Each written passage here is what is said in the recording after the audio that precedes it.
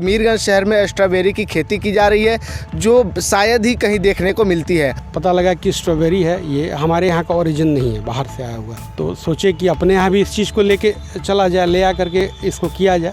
आपको निश्चित आप मेहनत करिएगा तो उसमें 2 पैसे की आमदनी होगी, और गलत रास्ता अख्तियार करने के बजाय इस रास्ते में आइएगा तो ये मुख्य धारा से आपको जोड़ेगा और आपके साथ 20-25 व्यक्ति रोजगार मिलेगा। उन लोगों के घर का चूल्हा आप जला सकेंगे और अपना भी भरण पोषण अच्छे से कर लेंगे। लोग बताते हैं कि खेती में मुनाफा नहीं है, घाटे का सौदा है, तो समझ में ये आ रहा था कि सभी लोग इस चीज़ से अगर विमुख हो जाएं तो हमारी आधारभूत व्यवस्थाएं और संरचनाओं को तो खेती ही जन्म देती है। तो सब कोई इससे विमुख हो जाएगा तो ये करेगा कौन? तो उसको थोड़ा सा मॉडिफाइड ढंग से किया जाए, ये चीज़ हमारे दिमाग में आया।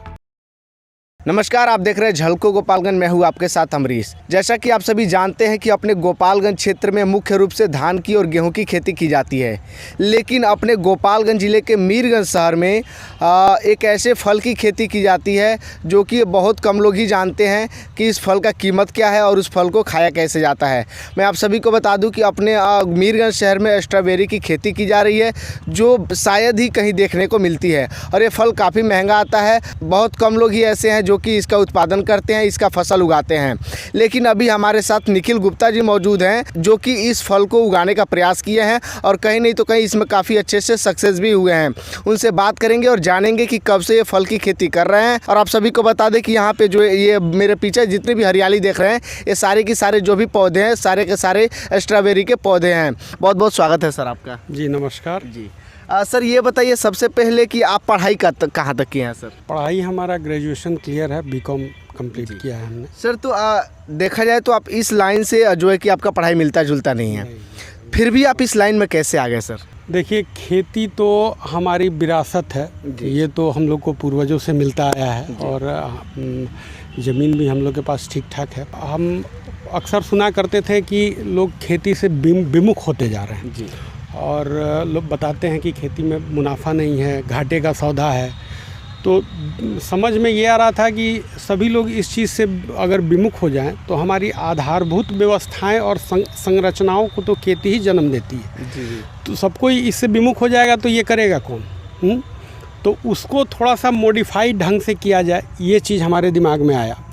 और जो हम लोग परंपरागत करते आ रहे हैं धान गेहूं मक्का, उससे थोड़ा हट के किया जाए और किसान को एक नया मार्ग प्रशस्त किया जाए कि उनको 2 पैसे की आमदनी भी हो और उनका माली स्थिति, आर्थिक स्थिति में सुधार हो। इस चीज़ को ध्यान में रखते हुए कुछ अलग करने का चाह मन में पैदा हुआ और आदमी बाहर भीतर जाता है। आपको जैसे महाराष्ट्र वगैरह हम दौरा हुआ तो हमने देखा कि वहाँ पे ये लाल लाल क्या लहलहा रहा है खेत में। देखा गया, जिज्ञासा हुई, उसके बारे में पता किया तो पता लगा कि स्ट्रॉबेरी है, ये हमारे यहाँ का ओरिजिन नहीं है, बाहर से आया हुआ।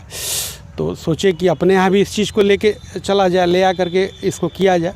तो उसका पूरा डिटेल्स पता किया गया कि ये एक तरह से ट्रेनिंग लिए और ले करके जो पैरामीटर्स फर्टिगेशंस की ज़रूरत है हमारे मिट्टी में, उस चीज़ को हमने इसमें डाला।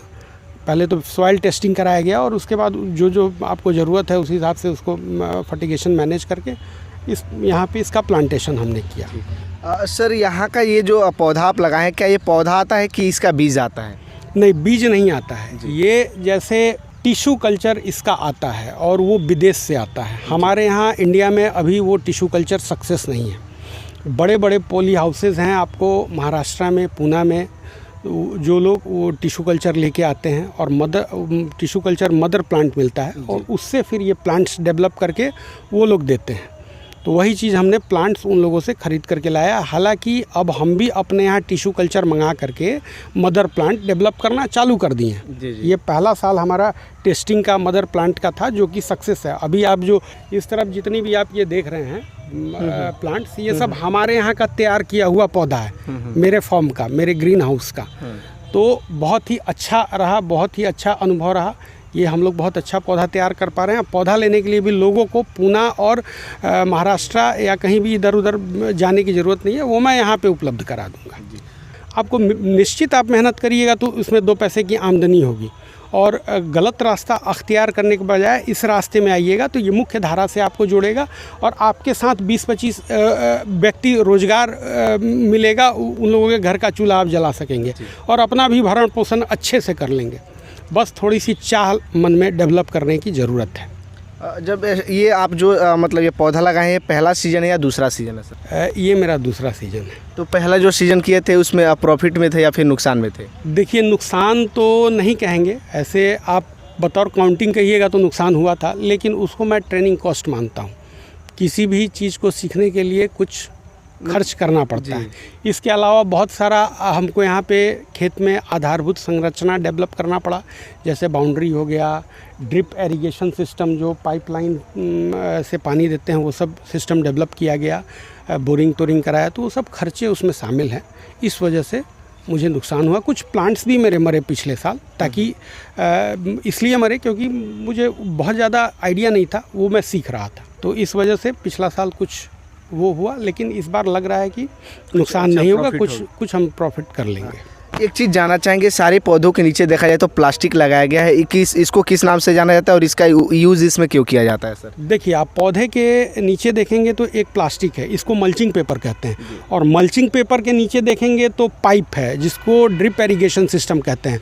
पाइप वहाँ पे देख सकते हैं, ड्रिप इरिगेशन सिस्टम बोला जाता है उसको। तो ये प्लास्टिक के नीचे आपका पाइप है और उसके ऊपर ये प्लास्टिक है। प्लास्टिक जो है ये इसलिए लगाया जाता है कि एक तो घास का खर्च हमारा बचेगा, जैसे घास हो जाएगा तो निकालना पड़ेगा, अलग से मजदूर नहीं लगाना पड़ेगा। दूसरी बात ये है कि जो फ्रूट्स है ये मिट्टी के कांटेक्ट में अगर डायरेक्ट आ गए तो उसमें फंगस डेवलप हो जाएगा और वो फ्रूट सड़ जाएंगे, तो उससे बचाने के लिए हमको मल्चिंग पेपर लगाना ही लगाना है। अभी अपने फार्म पे जो है कि स्ट्रॉबेरी की मुख्य रूप से कितने एकड़ में खेती की है इसका? अभी 2 एकड़ में हम लोगों ने स्ट्रॉबेरी की खेती की है। 2 एकड़ में जी। और 2 एकड़ में ये खेती करने में पिछला साल का छोड़ दिया, इस बार जो है कि मुख्य रूप से कितना जो है कि कॉस्ट आया है? मोटा मोटी 1 एकड़ की हम आपको बताते हैं, पैमाना 1 एकड़ पे हम लोग मान के चलते हैं। 1 एकड़ में आपको वही 1.5 से 2 लाख के अंदर का खर्च है। ये पौधा मुख्य रूप से कब लगाया जाता है और कितने दिन में इसका फल तैयार हो जाता है सर? देखिए, इसका लाइफ साइकिल पूरा 6 महीने का होता है। 3 महीना पौधा डेवलप होने में लगता है और 3 महीने तक उसका हार्वेस्टिंग चलता है, फल कटाई होता है। एक पौधे से लगभग कितना फल निकल जाता होगा मोटा मोटी? एक पौधे से आप मान के चलिए कि 500 ग्राम 400 ग्राम 500 ग्राम फल पूरे का अपने लाइफ साइकिल में सीजन के दरमियान दे देता है। और मार्केट में इसका 1 केजी का प्राइस क्या रहता है लगभग? देखिए, मार्केट प्राइस तो डिमांड एंड सप्लाई पर डिपेंड करता है। माल ज़्यादा आमद आ गया तो रेट गिर जाएगा। एवरेज आप मान सकते हैं कि 300-400 रुपया केजी, 300 रुपया केजी मान सकते हैं। हमेशा नहीं, उसका रेट बाद में गिरते हैं। हाँ, औसतन 300 रुपया केजी आप पकड़ सकते हैं। आप यहाँ से जो माल सप्लाई करते हैं, क्या यहाँ पे खुद आते हैं लोग व्यापारी खरीदने के लिए, आपको भिजवाना पड़ता है? नहीं, देखिए, यहाँ पे व्यापारी नहीं आते हैं इसलिए कि हमारे यहाँ अवेयरनेस की कमी है।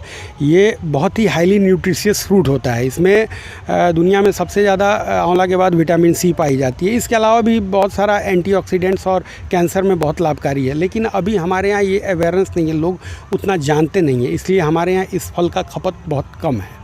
तो इसको हमको बाहर भेजना पड़ता है। ज़्यादातर आपको गोरखपुर जाता है, पटना जाता है और कुछ गोपालगंज सिवान भी अपना खप जाता है। तो अभी हमारे साथ निखिल गुप्ता जी मौजूद थे, जो कि अपने फॉर्म के बारे में बता रहे थे कि किस प्रकार से और कितनी चुनौतियों के बीच में ये पौधा उगाने का प्रयास किए थे और आज कहीं नहीं तो कहीं ये सक्सेस हो चुके हैं।